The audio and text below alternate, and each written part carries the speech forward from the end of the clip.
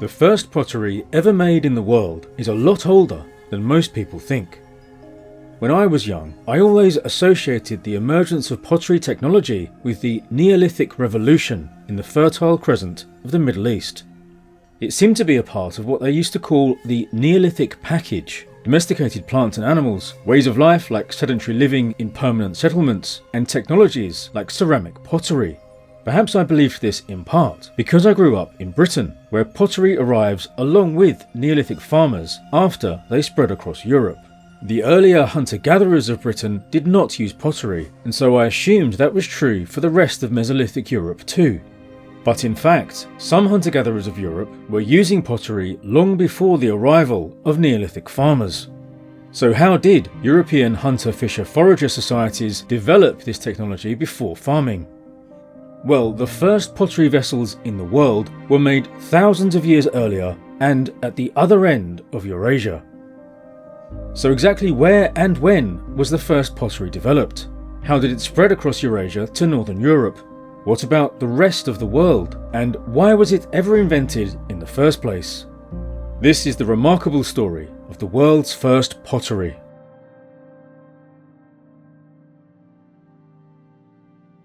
Ceramic pottery in its many forms is all around us and has been all our lives. This everyday technology is so ubiquitous we take it for granted and we hardly even think of it as technology. The same could be said for so much of the world around us that we take for granted. The knowledge, skills and crafts that are fundamental to civilization, from running water to medicines and basic tools. Our lives are built on the accumulated wisdom of thousands of generations. If this is something you think about, then you'll likely be interested in this video's sponsor, The Ultimate Guide to Rebuilding Civilization. This is a wonderfully printed and beautifully illustrated book with the theme of rebuilding the essential aspects of civilization like fire, food, water and shelter, and more complex technologies and cultural practices. Entries within the 400 pages outline scientific and engineering principles, histories and practical steps, and is written in simple language with lovely illustrations demonstrating concepts from making fire and the wheel to siege engines and steam engines, and the potter's wheel. This is the sort of thing I would have looked through for hours at a time when I was a kid, staring at all the pictures. My own kids can't put it down either. But this huge and lovely book can be enjoyed by people of any age that are interested in survival stuff, history, technology, and anyone who would appreciate the fun artwork. Use the link in the description below to get your copy now, and use the promo code DanDavis10 to get 10% off. Thank you to The Ultimate Guide to Rebuilding Civilization for sponsoring the video. Hundreds of thousands of years ago, our Paleolithic ancestors would have taken note of the material properties of clay. They would have noticed the footprints of their prey as they tracked them through wetlands and riverbanks. You can imagine the feet of our ancestors squelching, their imprints filling with water but holding their shape until the next rains or high tide. The way that clay deforms and holds its shape was surely a notable and useful material property to many Pleistocene groups. Even as long ago as the Middle Paleolithic, Neanderthals in Italy may have used clay slabs around a hearth fire as heat-storing grills for cooking meat. At an Aurignacian site in Greece, dated to about 35,000 years ago, people used clay to line pits for cooking, an activity perhaps connected to the toasting of wild seeds. But these ancient clays were not heated to such high temperatures that they transformed into ceramics.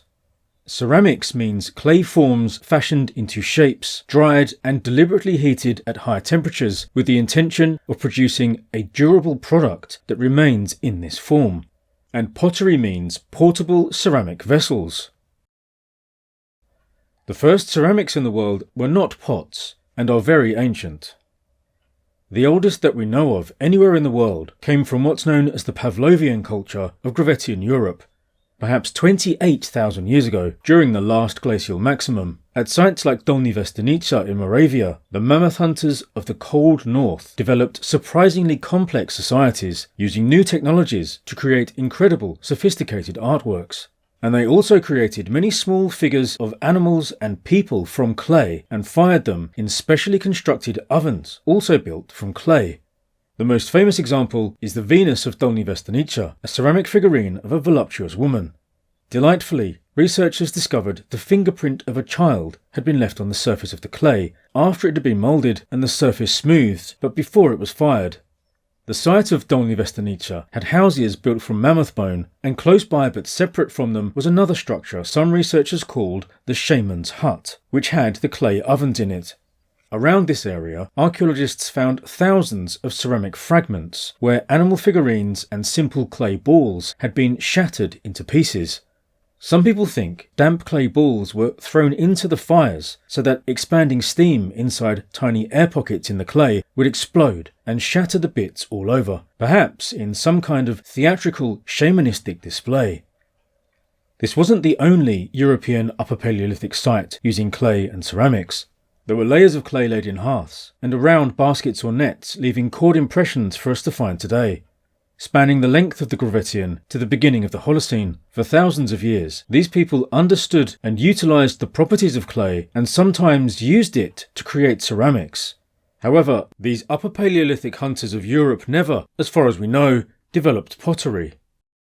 Apart from perhaps a single find from Gibbs Cave in the southern Urals. This special place features Paleolithic cave paintings of animals like mammoth, rhino and horses. And excavations revealed a ceramic fragment just 6 centimeters in diameter that was thought to be the base of a cup or a fat-burning lamp. However, mineral residues found within the vessel suggests it was in fact a pigment pot used by the artists painting on the walls of the cave. If the radiocarbon dating is correct, it suggests this tiny paint pot, fired at 500 to 600 degrees centigrade, was created in around 16,000 BC. Of course, our record of the past is incomplete, but as far as we know currently, this ceramic pottery from Pleistocene Europe had no wider or long-term impact. Instead, we have to go much further east, all the way to the other end of Eurasia, to find the earliest known pottery traditions in the world. This is a tricky matter for archaeologists to investigate because the evidence is hard to find and difficult to interpret. Mobile, late Pleistocene hunter-gatherers left relatively little evidence behind. Relevant sites are often buried deep beneath complex layers inside caves. And as excavations continue around the world, more dating evidence will continue to emerge. Nevertheless, in the last few decades, a pretty clear picture has developed. We now know that between 16,000 and 10,000 BC there was an explosion of tempered and fired pottery production in the regions of China, Japan, Korea and the Russian Far East. Pottery, like all technology, is a form of culture. The specific ways pots are made and the materials they're made from can show continuity through time and space. Archaeologists can tell when technology spreads to new societies because the new group start making things in the same way as their neighbours. For example, it could be a new stone tool making technique or specific metalworking processes like the specific shape of a furnace. But here in the Far East, between 16,000 and 10,000 BC, the various societies across the region developed pottery in seemingly independent ways. They used their own tools and techniques to produce different kinds of ceramics. So what must have happened initially for the first few thousand years is that the idea of pottery spread between different groups.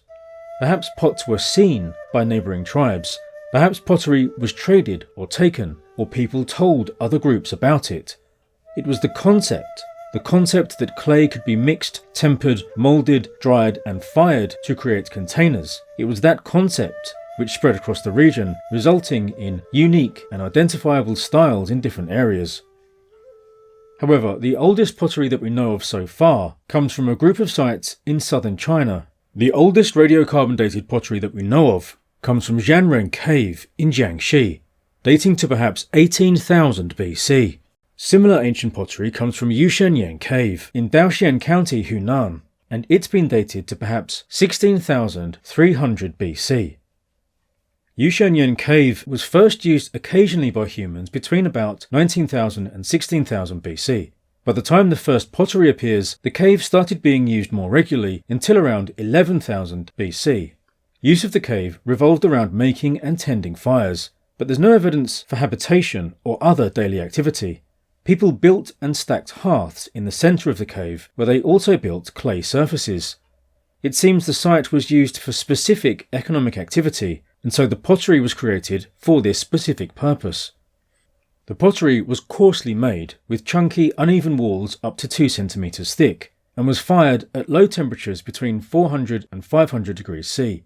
The low firing and extreme age of the pottery means the remnants are very fragile, so much so that only one pot could be reconstructed. The reconstructed vessel is 29 centimeters tall and has a round rim 31 centimeters in diameter and a pointed base. Very ancient pots from China, Russia and Japan often have these pointed or rounded bases. Research suggests round, pointed-based and porous vessels better stand the stresses of thermal shock, while pots with flat bottoms or sharp angles are more likely to fracture when directly heated. The shapes of the pots then can tell us something about how they were used. Both the interior and exterior surfaces had impressions, probably from cordage. Cord marks on the exterior could indicate it was made using a woven basket mould. Studies also show that decorations making the surface rougher by adding cord impressions, incisions or pits made handling heavy pots easier and improved both heat transfer and thermal shock resistance. These pots look to have been suspended over a fireplace, and chemical testing shows they were used to extract grease from bones. So who were these first pottery-making people in southern China? Why did they develop pottery, and how did it spread from here to other parts of Eurasia?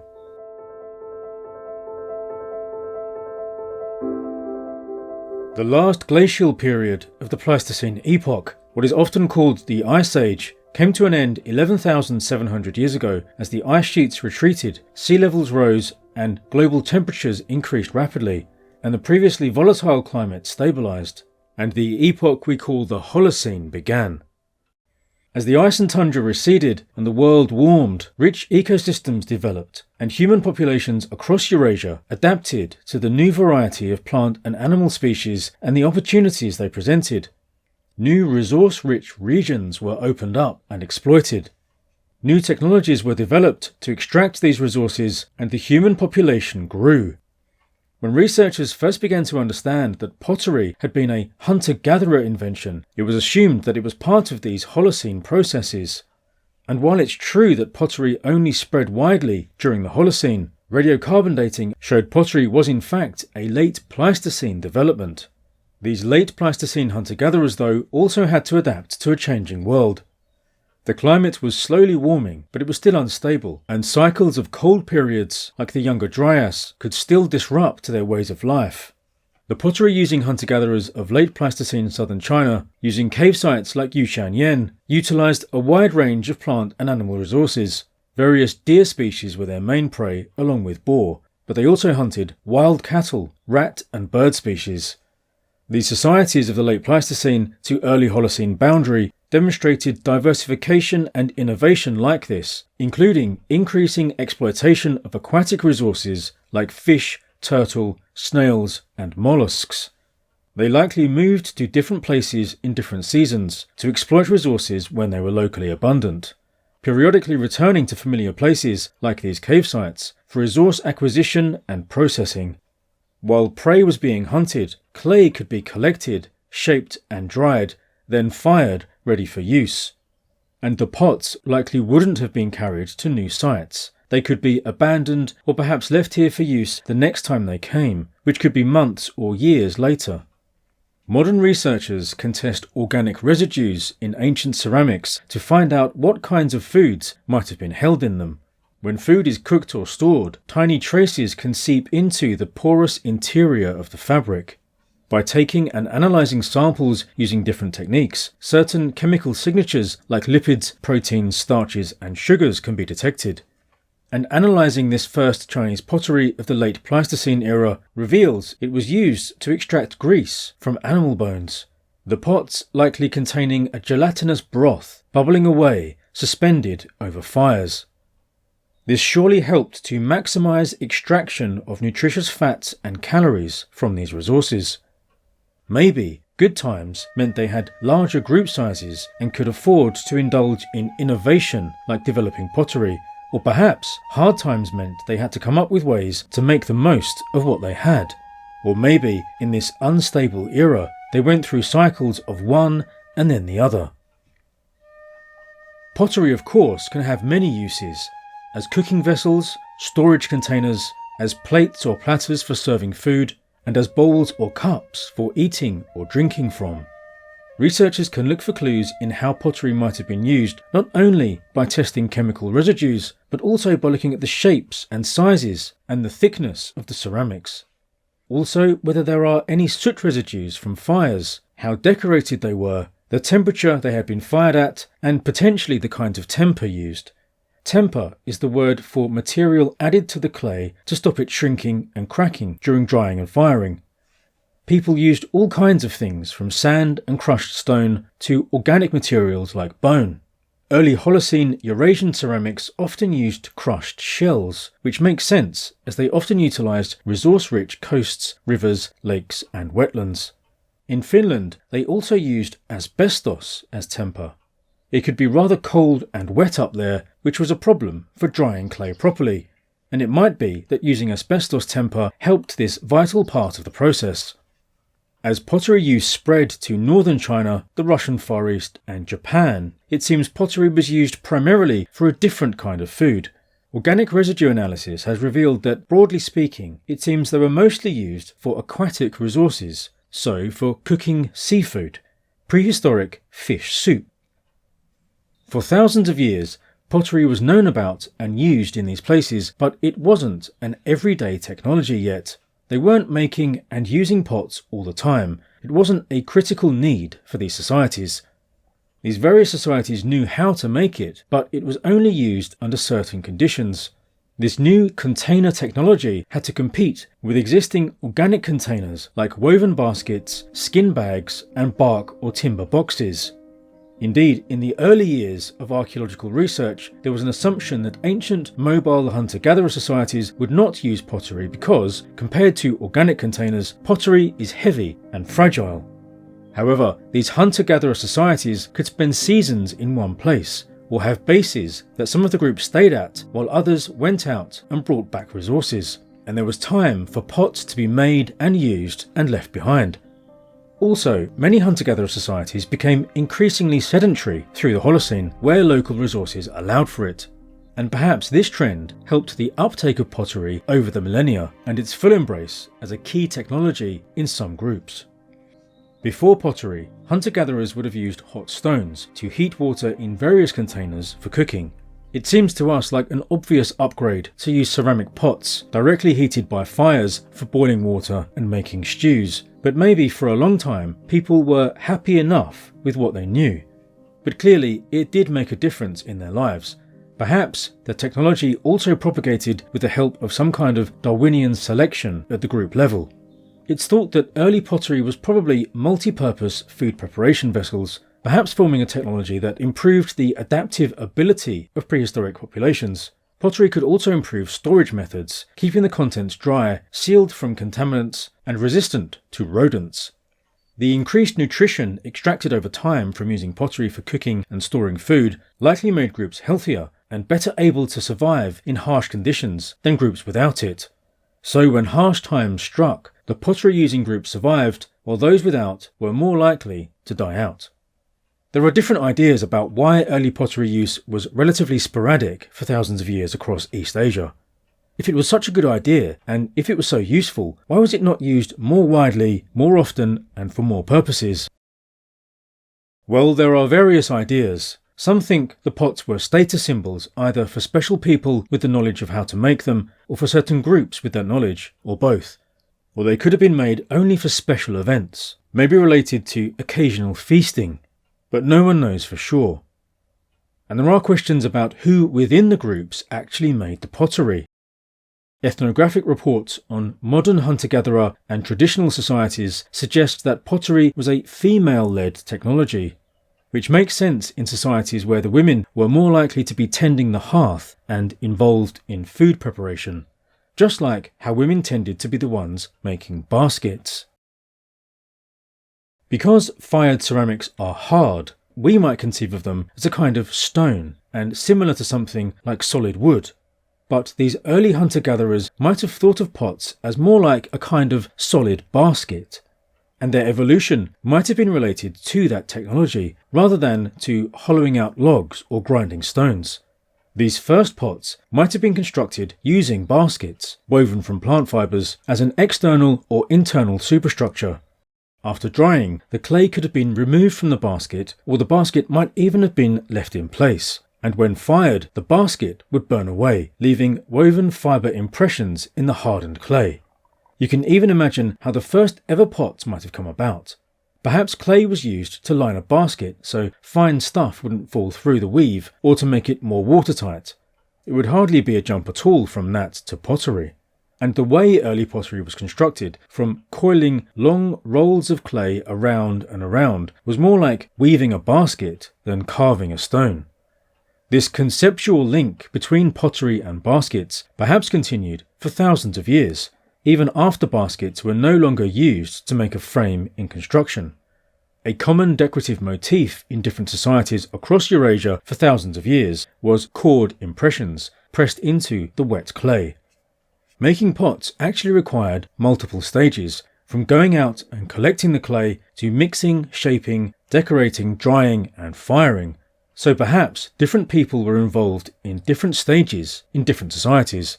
But it would make sense if pottery, like basketry, was primarily a female-led technology.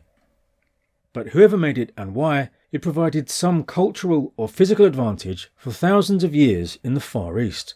And gradually, pottery spread west across Eurasia and was taken up by multiple groups all the way to Northern Europe. There seems to have been a delay in the transmission of pottery beyond Lake Baikal and the Urals, but eventually it did emerge north of the Caspian by 5900 BC. From there, pots then spread through the Eurasian steppe and upwards into the Baltic, reaching Fennoscandia and Denmark by around 4800 BC.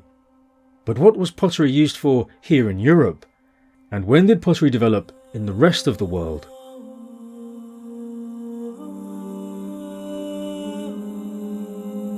The best book I know of on Eurasian hunter-gatherer pottery is called Ceramics Before Farming. The chapters outline the different regions, the ceramic types, and the various theories on usage and how it spread across thousands of years and thousands of miles.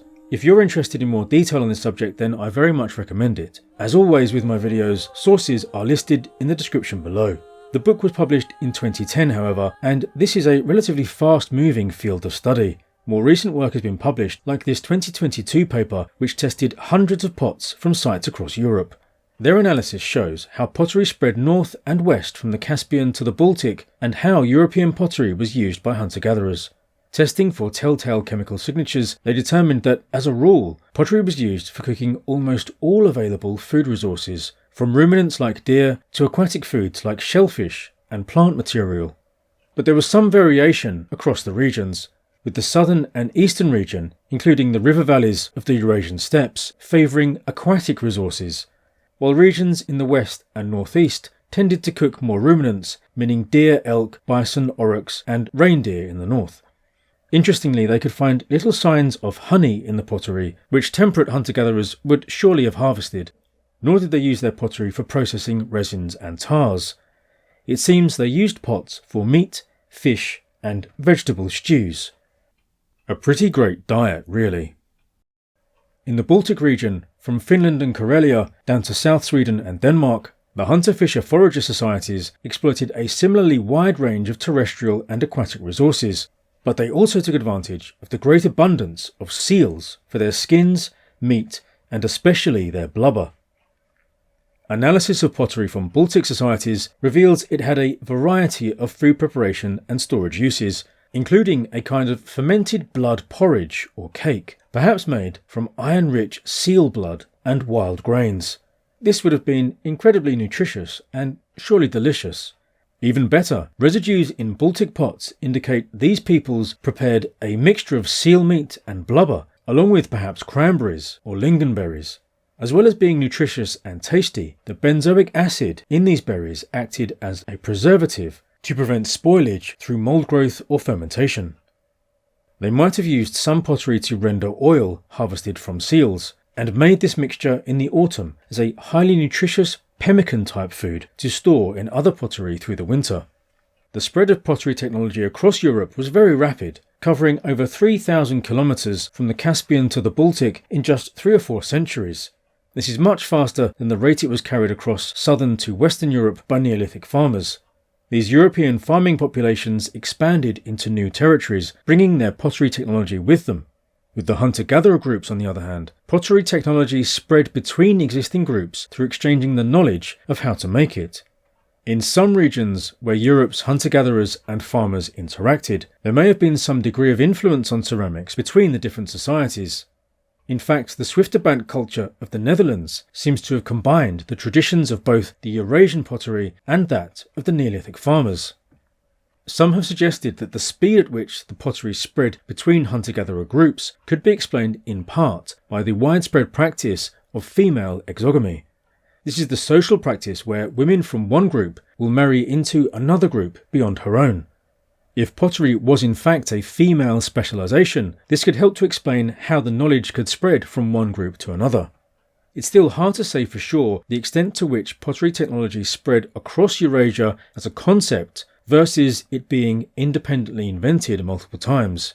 Many experts in different parts of the world have felt certain the areas they study, from the Near East to Japan to Finland and so on, independently developed ceramic pottery.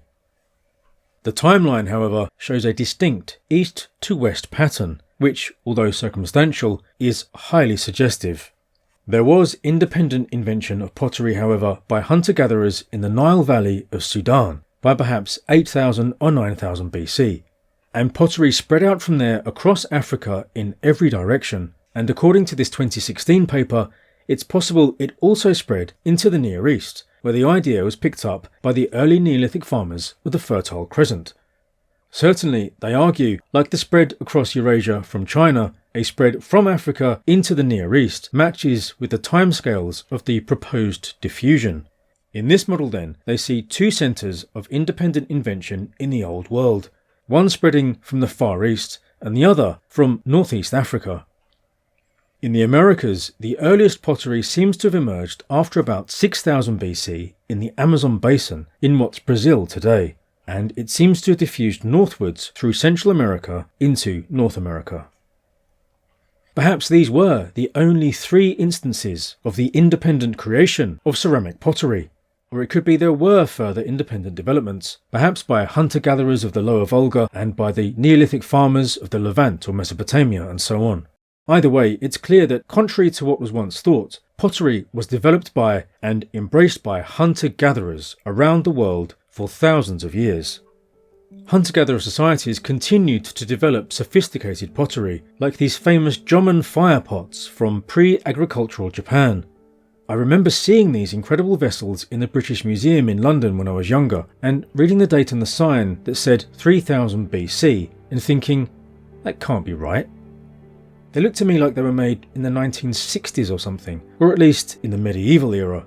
I couldn't believe any societies were making such elaborate, ornate designs 5,000 years ago, let alone societies before farming. They are very special pots, but of course my astonishment was also due to my assumptions about the capabilities of our hunter-gatherer ancestors. Yes, it took agriculture, population explosions, urbanization and so on to unlock the accelerating technological developments that led to the modern world, but the description of societies as hunter-gatherer or hunter-fisher-forager is merely an economic one, describing how they obtained their resources and nothing more. Many of these Holocene societies across Europe were complex, sophisticated and innovative, and in places with abundant resources they could be sedentary or semi-sedentary with relatively high population density. The Jomon hunter-gatherers of Japan, for example, often lived in sturdy, semi-subterranean pit houses, while their contemporaries at the other end of the continent, the pitted ware culture fisher-foragers of the Western Baltic, were living at sites that could have been year-round or at least seasonal settlements. While earlier, in 6000 BC Western Siberia, the site of Amnaya, the world's oldest known promontory fort, was inhabited by pottery-using hunter-gatherers. This was a rich ecosystem that enabled people to gather and store abundant resources in pottery vessels, and erect fortifications to defend them. Some forms of pottery in these ancient societies were elaborately decorated with all kinds of impressions, formed by fingers from cords, shells, bones, or specially made tools, and even painted with things like red ochre. Some pots could also be surprisingly large, able to preserve a huge amount of nutritious calories in various forms. Pots like these were used for storage of precious resources and also perhaps for the public display of this prosperity. It was a means of displaying strength and confidence that the tribe could successfully see through bad seasons and grow and trade in the future. The content of the pots, and the pots themselves, represented the wealth and power of individuals or the group. The beauty of the designs not only reflecting the motifs of your people, but an example of the artistic skills of your people, an expression and a display of your people's confidence, wealth and strength. You can imagine them, perhaps, pots like this, squatting along the wall of the inside of the house for months and years on end, a reassuring presence, almost like members of the family. And there's some indication that pots could be treated almost like people themselves, like members of the tribe in a way. The decorations on the pots might even reflect the designs of tattoos on the skin of tribespeople, or patterns on the clothing they wore. Some societies seem to have ritually broken pots and buried them in similar ways that they buried people. So in some groups, pots had become a kind of people.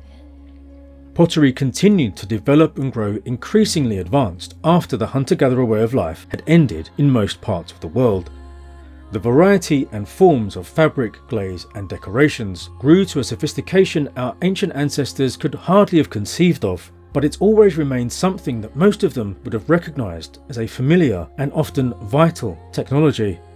So the next time you're making a cup of tea or coffee, or eating a bowl of cereal, or your seal blubber pemmican or blood porridge, perhaps take a moment to think of your hunter-gatherer ancestors making and using this same technology, the technology that they invented thousands of years ago. This video subject was requested by one of my supporters on Patreon. Thank you very much to him and to all my patrons and channel members, as well as being able to request video topics. By supporting the channel, you get exclusive content and ad-free videos. The links to join us are in the description below. Now, please watch this video on the incredible ceramic making Paleolithic mammoth hunters, the Gravettians. Thank you for watching.